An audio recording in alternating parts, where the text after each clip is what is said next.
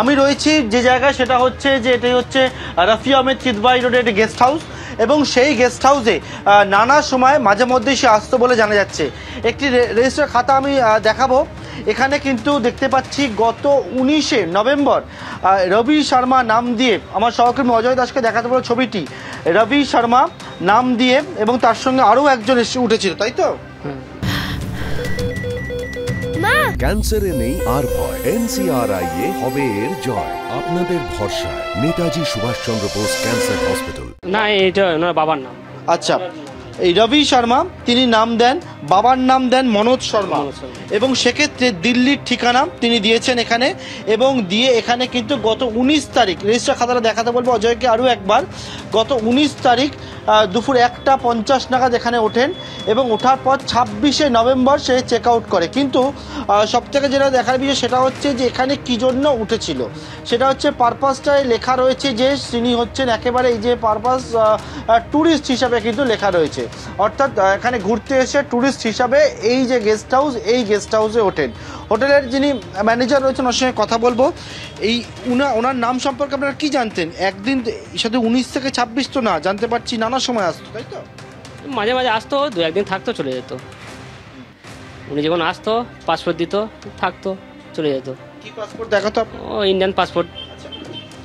মানে আছে অবশ্যই ফটোকপি আছে, হোটেলে রাখতেন। হ্যাঁ, ফটোকপি। এবং এখানে কি পরিচয় দিয়ে থাকতো, মানে কি বলতো, এবং আপনাদেরকে থাকার কারণ কি? আপনারা আমরা ঘুরতে এসেছি, টুরিস্ট ভিসা এসেছি, তা ফার্স্ট যখন আসে বলে এখানে রুম পাওয়া যাবে নাকি? হ্যাঁ, পাওয়া যাবে। কিছুদিন আগে সেটাই কিছুদিন আগে। না, এটা তো 19 তারিখ, তার আগে 2 মাস আগে একবার এসেছিলো, মাঝে একবার। ঠিক আছে, এসেছিলো আমাদের রুমের জন্য এসেছিলো। যদি রুম খালি থাকে তখন দেখাই এটা আছে খালি, এটা চলে যা দেখুন। এটা দেখিয়েছিলাম, বলছে হ্যাঁ চলবে, এইখানে ছিল। হ্যাঁ, মাঝে মধ্যেই মাঝে ফাঁকে আসতে হয়। কিন্তু এক্ষেত্রে পুলিশ গতকালকে এখানে এসেছিল না কেন? পুলিশ এসেছিল, পুলিশ যা কাজ আমি বলেছিলাম, আমাকে ডেকেছিল যে আপনার যে গেস্ট তার তো মানে আইডি থাকবে আপনার কাছে, মানে পাসপোর্ট থাকবে, এন্ট্রি থাকবে খাতায়, আর কম্পিউটার যেটা বিফর্ম করতে হয় সেটাও করা থাকবে। আমি ঠিক আছে আসুন, আমার হোটেল এসেছিলো, আমি প্রত্যেকটা খাতা আমার এসছে, চেক করেছি, উনি চেক করে দেখেছেন সব কিছু ঠিক আছে, ওনারা আবার দেখে চলে গেছে। এখানে 19 তারিখে ওঠে, 26 তারিখে চেক আউট করে। তা কিন্তু সেখানে কিন্তু লেখা রয়েছে একেবারে টুরিস্ট হিসাবে। এই ব্যক্তি যেমনটা জানা যায় সেলিম মাতব্বর, আসল নাম পুলিশ সূত্রে জানতে পারছে, কিন্তু সেলিম মাতব্বর যে রবি শর্মা নাম দিয়ে বিভিন্ন হোটেল গেস্ট হাউস সেখানে থাকতো, সেখানে ট্যুরিস্ট হিসাবে থাকতো। সে দাবি করেছে কি পুলিশের কাছে, দাবি করেছে যে 2 বছর আগে ভারতবর্ষে আসে, এখান থেকে কিন্তু সে জানা যাচ্ছে জাল ডকুমেন্টস বানায়, সেই জাল ডকুমেন্টস দিয়ে হচ্ছে পাসপোর্ট বানায়, ভারতীয় পাসপোর্ট বানায়, এবং পাসপোর্ট বানিয়ে কলকাতা একেবারে সেফ প্যাসেজ হিসাবে নিয়ে নেয়, এবং এখানে থাকতে শুরু করে, কাজ করতে শুরু করে। দাবি কি তার, পুলিশ সূত্রে যেমন জানতে পারি, সে পুলিশকে জানিয়েছে সে বিএনপির লোকাল লিডার ছিল, এবং সেক্ষেত্রে যে জায়গায় থাকতো বাংলাদেশে, সেখান থেকে সেখানে কিন্তু আওয়ামী লীগের সঙ্গে গণ্ডগোল হয়, এবং সেই গণ্ডগোলের জেরে সে চলে আসে। আজকে তাকে যখন আদালতে নিয়ে যাওয়া হচ্ছে তখন তিনি জানান যে তিনি বিএনপি করতেন। আদপে এই কথা কি সত্যি, নাকি এর পিছনে অন্য কোনো কারণ রয়েছে?